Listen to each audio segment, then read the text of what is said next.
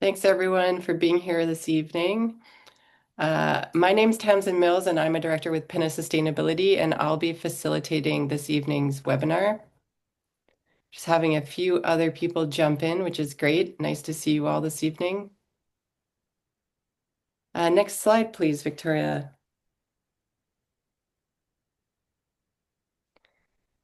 So thanks again for being here. I want to start the meeting in a good way by acknowledging that we acknowledge and respect the Indigenous peoples whose traditional lands we are meeting on and joining from today. And in this webinar, we'll be providing an overview of work underway to modernize the Regional District of Central Kootenay's approach to managing land use in hazardous areas. The project team will be sharing information on two related projects which are helping to achieve this. The first, the Floodplain Management Bylaw project, which is a collaboration between the RDCK and the Village of Salmo, and the second, the Risk Tolerance Policy project. If we can go to the next slide, please, Victoria. I'd like to start this evening by introducing the project team who will be providing an introduction to these projects and answering your questions as well this evening. So starting with the team from the Regional District of Central Kootenay, this evening we have Stephanie Johnson, planner and co-lead for the Floodplain Management Bylaw project, and Nora Hannon, the senior advisor and project lead for the Risk Tolerance Policy project. From the BGC engineering team, which are the consultants supporting RDCK with this work, we have Chris Holm, principal geoscientist and risk lead, Alyssa Scordo, principal hydrologist and flood lead, and Victoria Camp, geological engineer leading the risk tolerance policy project. Next slide, please, Victoria. So before we jump into the content this evening, I'd like to provide a quick overview of what we'll be covering. So we'll start with a presentation section of the webinar, and then we'll move to a question and answer session. So Chris will be starting by providing us some background and context on what geohazards are and how land use planning helps to manage their potential impacts. We'll then pass it to Alyssa, who will provide an introduction to the Floodplain Management Bylaw project, why an update is needed, and what this process to date has involved. Victoria will then introduce the Risk Tolerance Policy project focused on supporting clearer, more consistent decisions around development in hazard-prone areas. There will be a dedicated question and answer period following the presentations where the team will answer your questions. You can submit your questions at any time using the chat function. If you put your cursor on the bottom of the window right in the middle, you should see chat. And by opening that, it will pop up on the lower right of your screen and you can type in there your questions. You can submit them at any time during the presentation. We won't be enabling audio for attendees during this session, but I'll be monitoring the questions as they come in and we'll be forwarding these to the team during the question and answer session. So following the question and answer session, we'll finish the evening with next steps before we leave you to enjoy the rest of your evening. We really appreciate the interest and that you're here this evening. So I will pass it to Chris to get us started. Thanks, Chris. Sounds good. Thank you, Tamsin. My name is Chris Holm. I'm a principal at BGC Engineering. I'm a geologist by training, and I've been involved with earlier earth science work, hazard mapping work since 2017. That's led up to some of the updates to the floodplain management bylaw and the risk tolerance policy that we will be talking about today. I'm going to introduce the projects and the work that we are doing before passing it over to Alyssa to provide more details on both of these two pieces, the management bylaw and the risk tolerance policy. Just go to the next slide there, Victoria. So to start things off, the regional district of Central Kootenay, like all mountainous regions in British Columbia and around the world, is subject to geohazards. And geohazards are a kind of natural hazard that we refer to. Generally speaking, they're natural processes that occur with different kinds of ground conditions and usually involve a mixture of water, rocks, and steeper terrain. We are including in the term geohazards tonight floods, which typically occur on the larger watercourses throughout the district, steep creeks, which are the steeper tributary creeks that typically have higher energy and carry higher volumes of debris and sediment.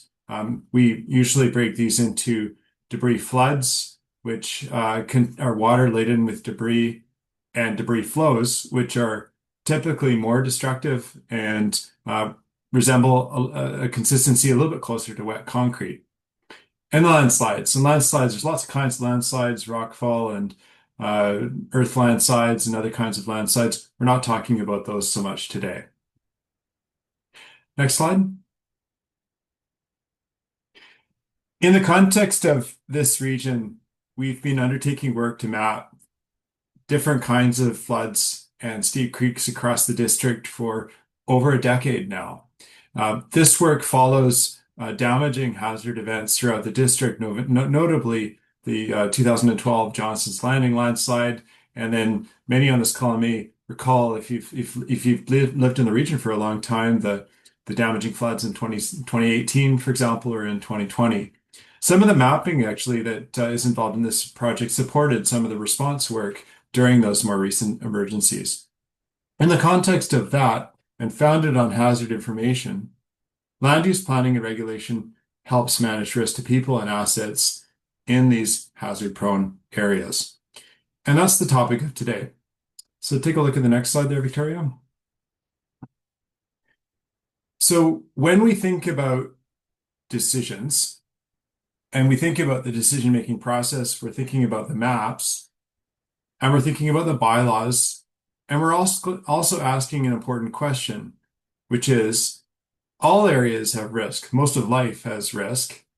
What's the level of risk that we might be prepared to tolerate in the areas in which we live? So we're undertaking two projects supporting the district in these two distinct areas. The first that we're going to be talking about today relates to the Floodplain Management Bylaw, which is the bylaw that supports decision-making around the development of land in flood and steep creek-prone areas. The second is a policy document that's aiming to support a key question, which is, what does safe mean when geoscientists and engineers, qualified professionals, support these development applications? Next slide. In the spirit of that work, we've been going through a number of different steps. And maybe Victoria, just start opening up a few of these here and I'll talk through them quite quickly.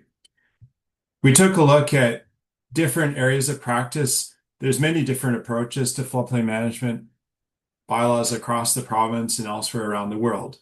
We took a look at those best practices to see what might make sense to update for this particular district. And we submitted that in May, just this year.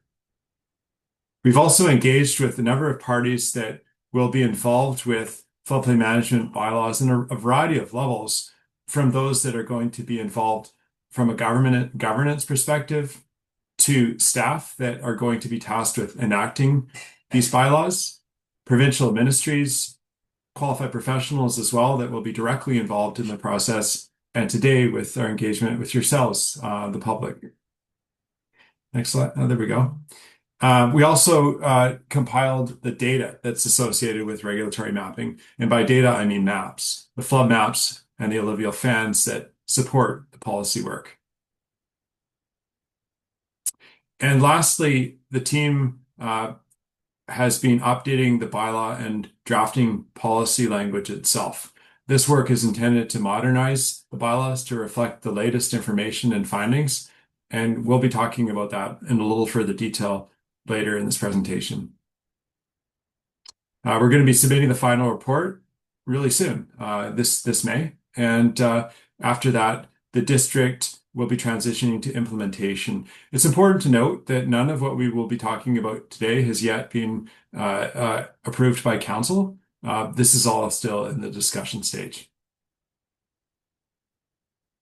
So how do these types of projects impact you as residents that might be living on a floodplain or in an alluvial fan?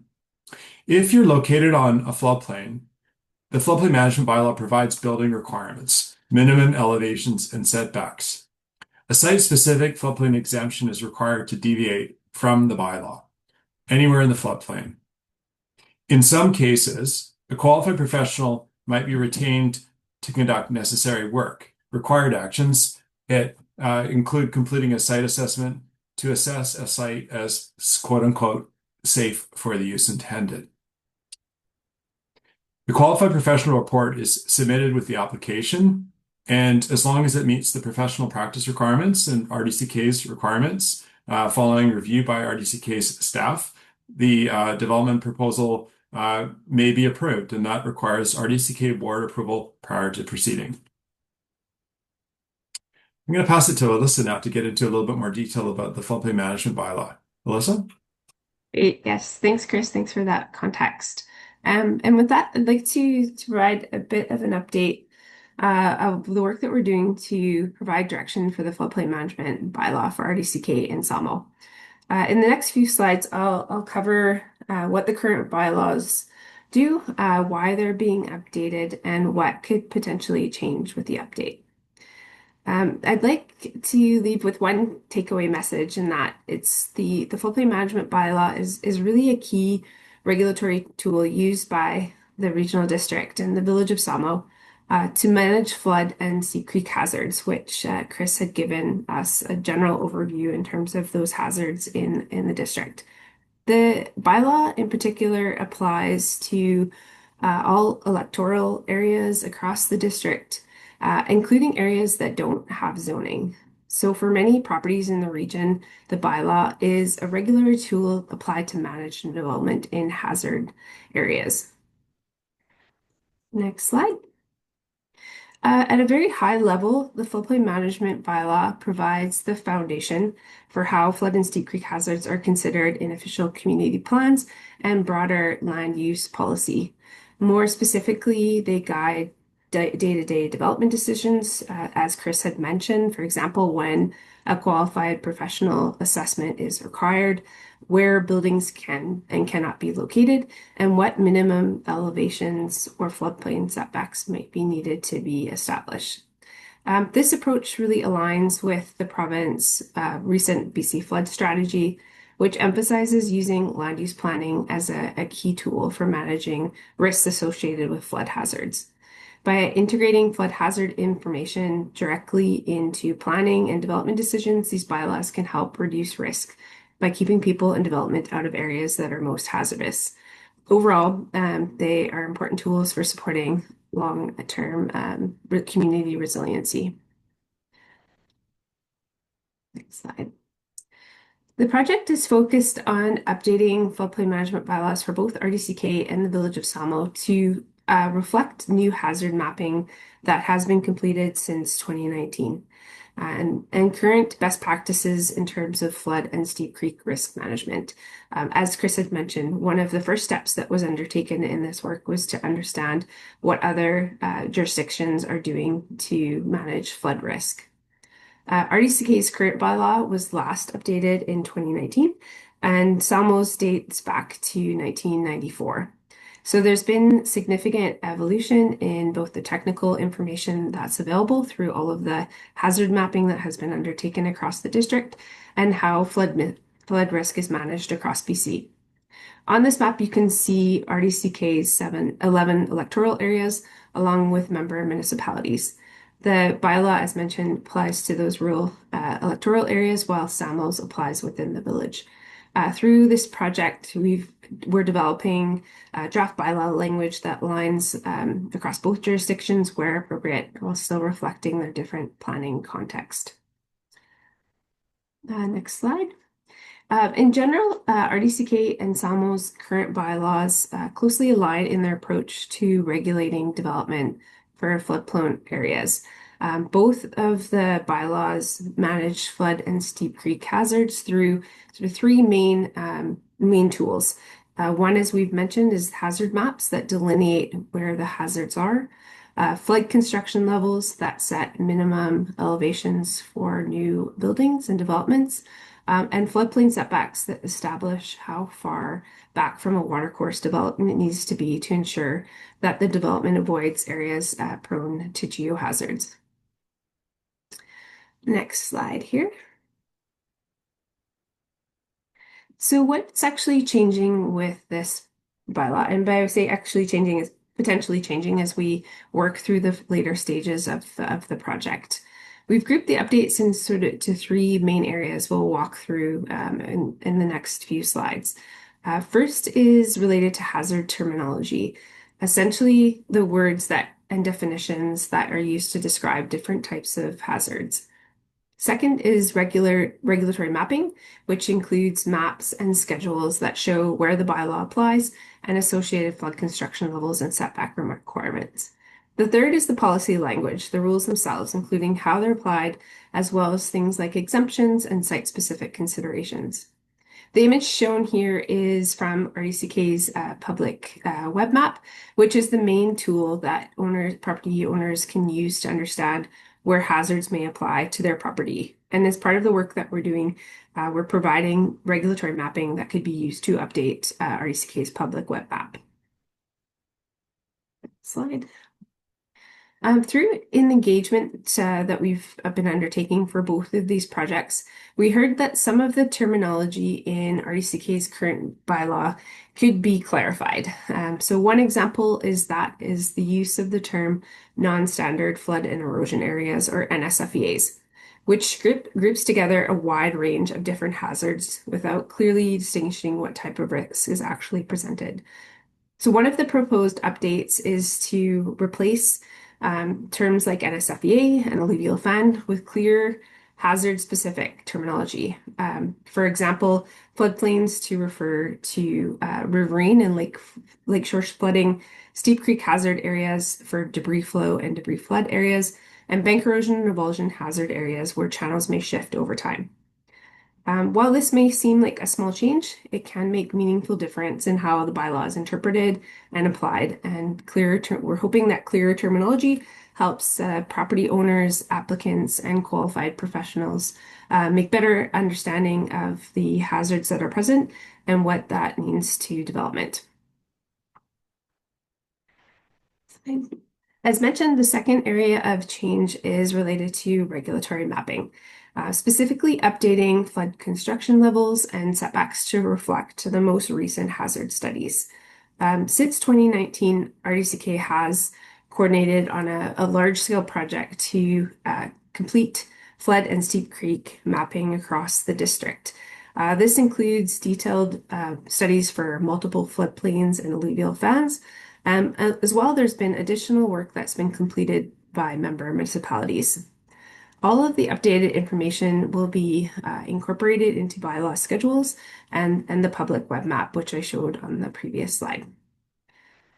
On this slide, you can see a comparison between older flood construction levels, which would be the historical FCLs that were created in 1990, and updated with more recent studies. Where detailed floodplain mapping exists, we would be providing updates to carry forward into the bylaw. And for areas where there isn't detailed studies yet available, we provide consistent recommendations to help guide development. Next slide. The third area of change is policy language itself. Through engagement, we heard that parts of the current language could be clearer, particularly around things like exemptions to where the bylaw applies and the types of structures that are exempt. The proposed updates would focus on clarifying and tightening the language so that applicants, staff, and qualified professionals are working from the same understanding.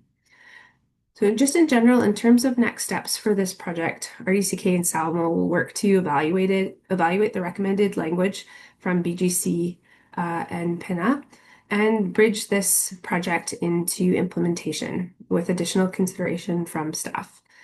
At the end of the day, we hope to use this information to help guide better development decisions so we can help keep buildings out of high hazard areas and support safer, more resilient communities. Next, I'd like to turn it to Victoria Camp to provide a little bit of a project update on the risk tolerance project. Awesome. Thanks, Alyssa. So to dive right in, Following on from what Chris and Alyssa have shared, as we know, natural hazards or geohazards pose risks to life and property. And as we can see on the slide, the Johnson's Landing slide from 2012 is a prime example of the type of scenario that poses risk and that the RDCK wants to prevent in the future through land use planning. So currently, the RDCK manages risks related to geohazards through tools such as Floodplain Management Bylaw that you just heard about, Section 56 of the Community Charter, both which in some form may require a report from a qualified professional certifying that the land is safe for the use intended, as we've heard. The intent of this project, the Risk Tolerance Policy Project, is to help develop such a policy that can be used as a tool to help manage geohazard risk in the regional district. A risk tolerance policy and the criteria set out therein can provide a consistent basis of the level of acceptable or tolerable risk in a community or jurisdiction and what is meant by safe for the use intended. You can see on the screen that there's other jurisdictions that have developed such policies. And a policy like this that defines safe helps the jurisdiction communicate what that means. It helps provide clarity for QPs in their reporting, staff in their evaluations, homeowners who are soliciting these types of reports, and just generally various parts, folks in the RDCK that are navigating this particular application process. So this project in particular is focused on helping the RDCK define that word safe in this context. So for development and building permit decisions in hazard areas where risk assessments have been required under regulation, hazard and risk assessments. And so these criteria will support risk reduction decision-making for both new and existing buildings, and can also potentially support risk evaluation for structural risk control measures or setting risk control targets. Apologies. Sorry. Carrying on. For future measures such as flood protection structures, steep creek debris, retention structures, or otherwise diversion structures. So you might be wondering, how will this policy work and how will it fit into the existing development approval system? Well, there's a few things to know. First, the risk tolerance criteria that would be developed and that BGC has been helping to develop over the course of the last several months would outline criteria for several different risk types. So individual risk, which, as you can see on the screen, considers only individual elements. And if there's more development in a particular hazard area, the individual risk level does not necessarily change with respect to the changing density on that hazard. But also the criteria can consider group risk. And so this is looking at the risk posed to everyone in the hazard area, and all else equal, more development in that hazard area does increase the group risk. So by understanding both of these, this can help decision makers understand the risk through many lenses. And and this just helps to kind of broaden the information on which decision makers are being informed. The policy that we have drafted and that is under consideration outlines additional requirements as well for the design and planning of the developments that are being applied to or applied for. And these additional requirements aim to reduce the risk of the development to as low as reasonably practicable. And this is a common framing in the literature and in kind of the practice of risk assessments in this space in terms of just reducing the risk in as much as recently possible. The Additionally, the requirements that have been drafted and are under consideration would be differentiated by development type. So requirements with respect to this policy would generally be increasing for newer and larger developments where the risk reduction potential is higher. So where there's potentially more opportunity for further risk reduction. And you'll note here that I've also stipulated on this slide that we're specifically talking about life loss risk in the development of these risk tolerance criteria and policy. And this is because presently the recommended risk tolerance policy that has been developed has only been prepared with respect to life safety or life loss risk. And we acknowledge that there are several different types of risk, economic risk for one, infrastructure risk that can be considered, but they have not been included here. However, it's notable to say that in many cases, the effort of reducing life loss risk also reduces risk types, other risk types, and vice versa. As for how a potential risk tolerance policy would fit into the current regulatory system, the policy recommended would not supersede the existing land use regulation process, but would instead enhance it. And it does this in several ways. So it wouldn't change the existing requirement within the approval process, as already stipulated. The regulatory framework exists to require QP assessments already in certain situations. So we would just kind of carry on and be aligned with that. Risk tolerance criteria additionally would provide a clearer, more consistent basis for the assessment of safe for the use intended in hazard-prone areas. So like I said, this helps qualified professionals, staff evaluating applications, and property owners alike.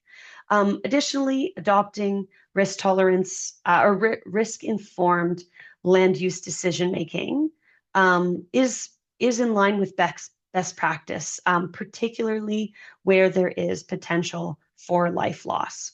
And because this is best practice, there are many other municipalities and jurisdictions that have endeavored to develop a similar policy. So this challenge isn't of considering the adoption and development of this sort of policy isn't unique to the RDCK. So other municipalities and regional districts in the province and Western Canada have already developed these, so such as the Cowichan Valley Regional District, the District of North Vancouver, the town of Canmore, just to name a few. And from their experience and from their precedent in the developing and implementing these policies, we can learn a lot. And as Chris had mentioned, the comparative analysis that we completed endeavored to do just that in informing the recommendations that have been made as part of this project for consideration of the RDCK.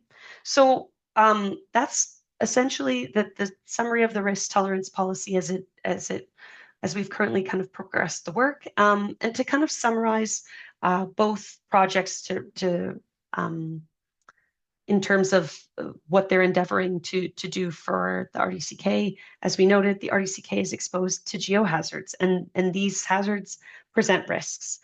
Current bylaws that exist in the RDCK regulate land use in hazardous areas and help manage this risk.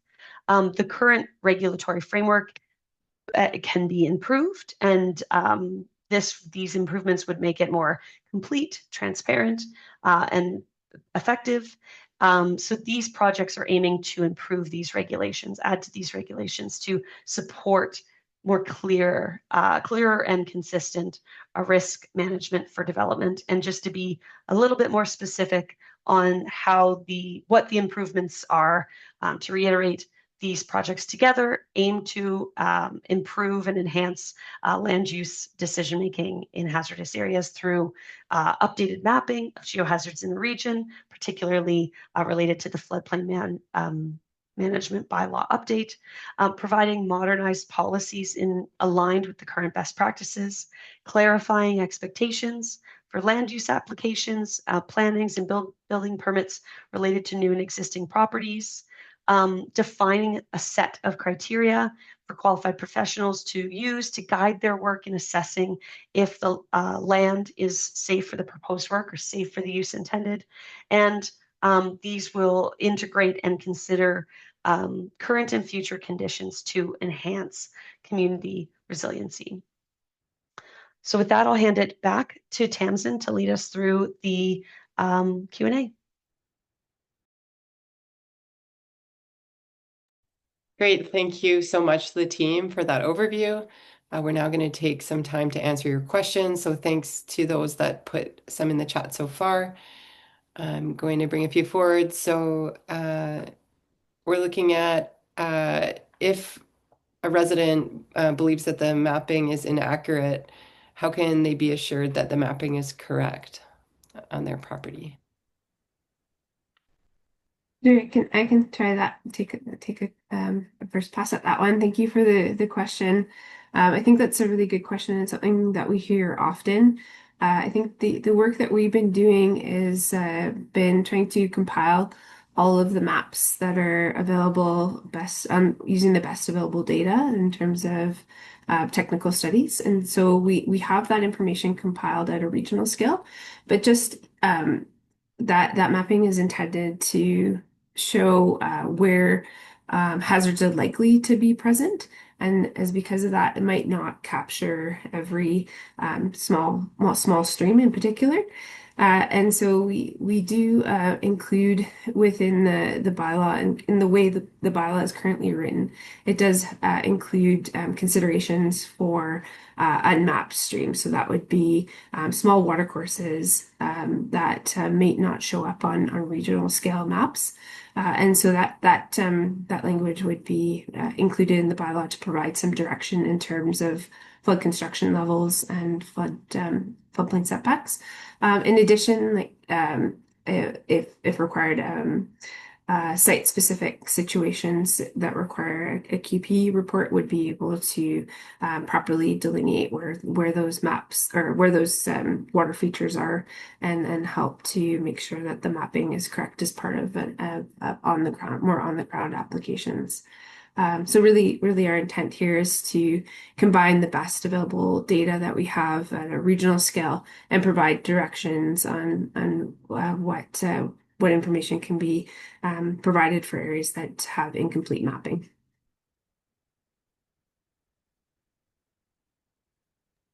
Thanks, Alyssa. We have another question here. Given that there are some new hazard areas potentially coming forward in an amended bylaw, are the existing homes that are already built there grandfathered?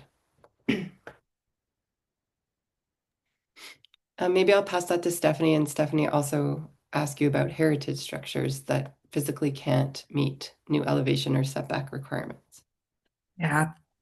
Thank you, Tamsin, and thank you for the questions from our participants. Just to speak to the grandfathered question, which we're also calling lawfully non-conforming. If a particular structure, like a house, was built before the adoption of our new floodplain management bylaw that we're talking about here today, then that's okay. That would be fine for the existing structure. Where the proposed new bylaw would come into play would be for, say, for example, a future potential addition to that existing building, could be a house.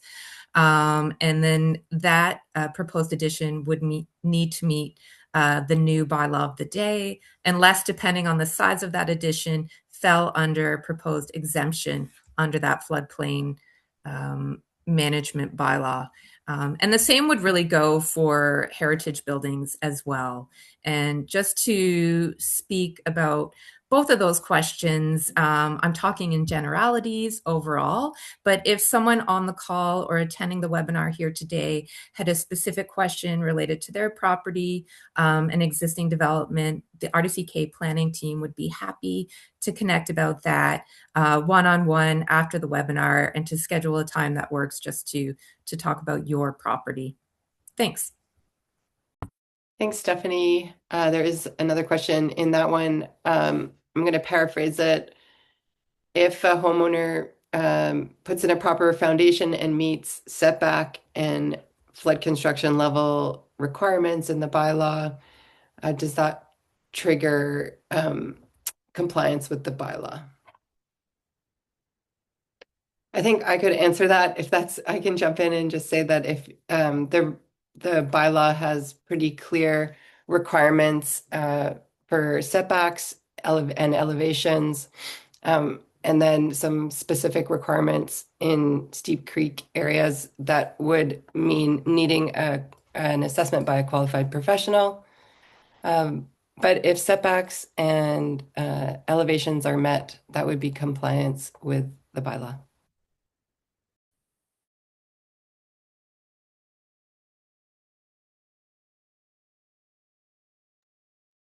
I'm going to give a few minutes for anyone else to just pop a question in the chat.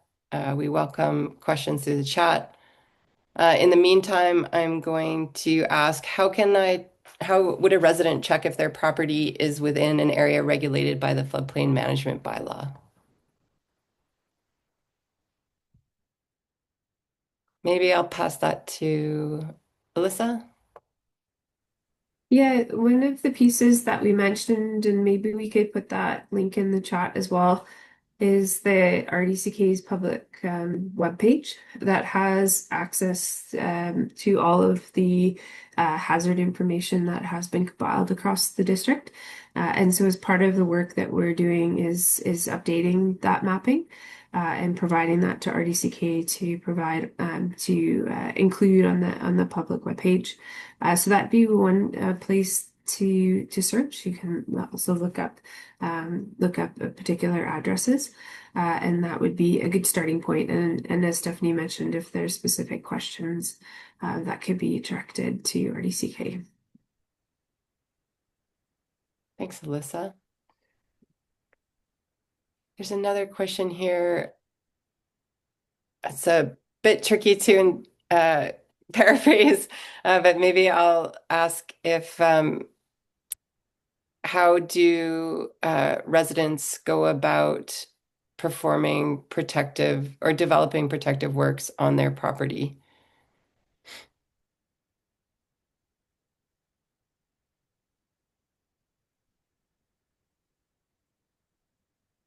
Yeah, maybe I'll let the team read the question. Yeah. I can take that one, Tamsin, if it helps. Thanks, Nora. There are, as the person asking the question states, there are some barriers, but they're from ministries, provincial ministries, and they're areas that are not regulated through RDCK bylaw. So in terms of doing mitigative works, that would come under provincial regulation. I'm not sure if Alyssa, you could add more to that. Yeah, no, I think that's a good summary, Nora.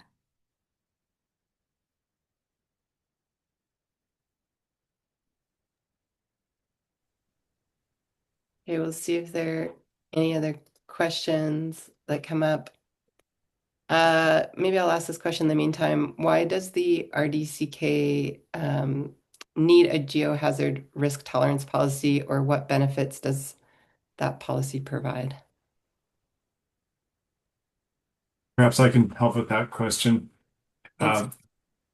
Yeah, this is a common one, and the use of risk tolerance policy in British Columbia dates back over 20 years now, and it reflects the fact that while qualified professionals are tasked with determining levels of risk in accordance with local bylaws, under professional practice guidelines, it is not, in fact, the role of the qualified professional to determine what's safe enough. That's a question that's usually left to society to determine through governance. What that means in the absence of risk tolerance policy is that qualified professionals must come up with some kind of criteria to estimate a level of risk and then compare it against that criteria to determine what constitutes risk tolerance. Under current best practice, what we are asked to do is estimate levels of risk and then compare those to a level of risk tolerance using criteria where existing. So, for example, if the RDCK did not have risk tolerance criteria in place, but another jurisdiction in British Columbia does, such as the District of North Vancouver or Cowichan Valley Regional District or the District of Squamish, the QP would use that criteria as their measuring stick. What this means is that there can be inconsistency with how safe for the use intended is defined within a jurisdiction that doesn't have any risk tolerance criteria. And it is very helpful for jurisdictions that do have it because it can provide clarity to the decision maker and to the proponent about what standards they're going to be expected to meet in order to get their development approval. Thanks, Chris. I'm seeing no more questions in the chat. Okay, we do have one. Do you have an updated list of QPs in the region? That's public.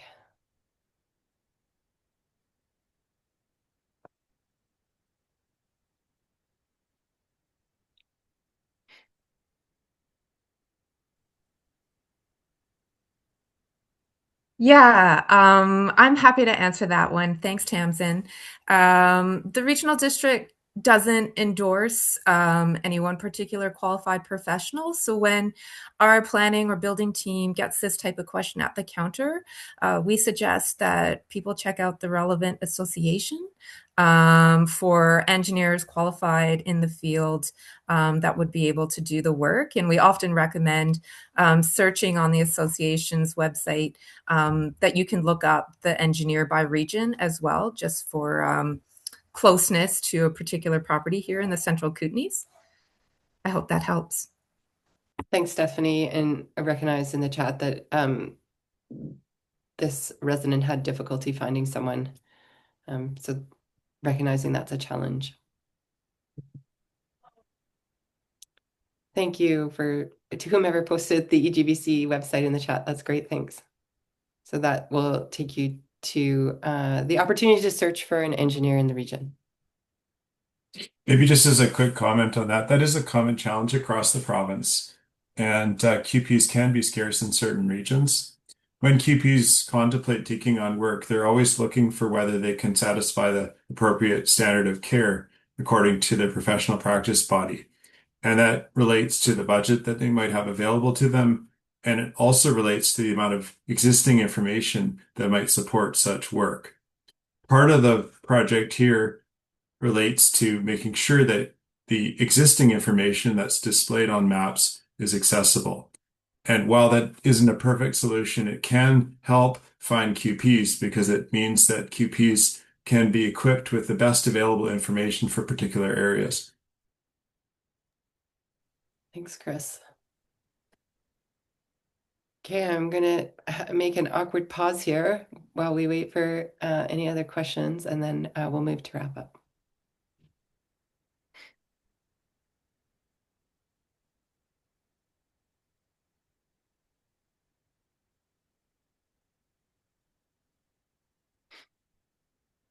Okay, we do have one.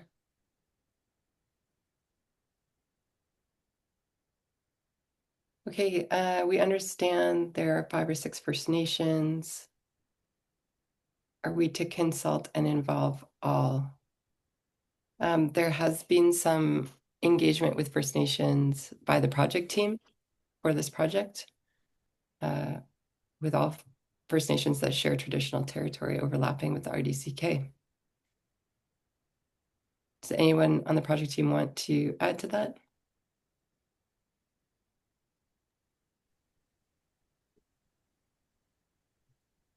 Yeah, I think I would just echo that as part of this work we have been in providing information about the project and also had opportunities to learn more about and provide some feedback as well as part of the work. And then a question here about criteria for QPs. Are there criteria for QPs to satisfy to be acceptable to the RDCK, such as previous work in the area? Perhaps this is a question for Stephanie or Nora. Is there a checklist or criteria, or if they are an engineer licensed through EGBC, are they acceptable to work in the area? Thanks, Tamsin.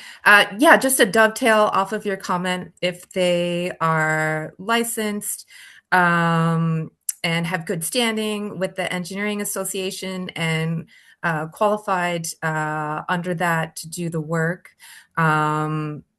then we would look for any qualified professionals report to meet our terms of reference. If, for example, the qualified professional was doing work for a property owner, say for an application for a site-specific floodplain exemption, if a development proposal was showing that they were unable to meet the regulations in a floodplain management bylaw. So there's criteria that a professional engineer would follow in our terms of reference in order to provide us with a level of assurance. But nothing related to particular criteria that's acceptable, I guess, to the regional district in terms of where the qualified professional could be living and working. But as long as they're in good standing with the association and if they're working on a report that it meets our terms of reference requirements. Thanks, Stephanie. And public observer, I think I misunderstood your previous question. If you're making an application under the floodplain bylaw, you would not need to involve the First Nations directly on your application. Oh, thanks. Alyssa put in the definition of a qualified professional. We have been using that term a lot and perhaps did not provide a good definition. So it's generally a professional engineer or professional geoscientist.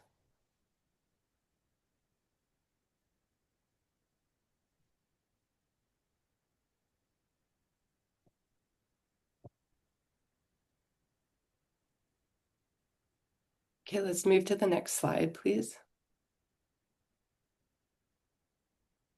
Thank you.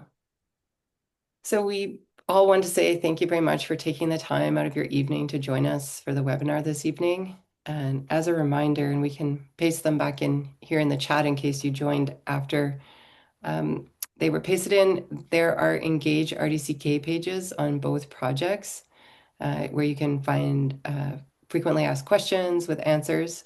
And a recording of this webinar will be made available also on that same Engage RDCK website. So great place to go. I'm just going to go through some of the next steps for the project. I've covered many of these. We'd also really appreciate staying tuned for more communication on these projects. And if you have any property-specific questions or further questions, we'll put up the RDCK staff contact on the following slide, and we really welcome you to contact them directly to have those questions answered. So thanks again. Thanks, Stephanie. She's put the Engage RDCK web pages links in the chat. So thanks for joining us again, and we really wish you a great rest of your evening.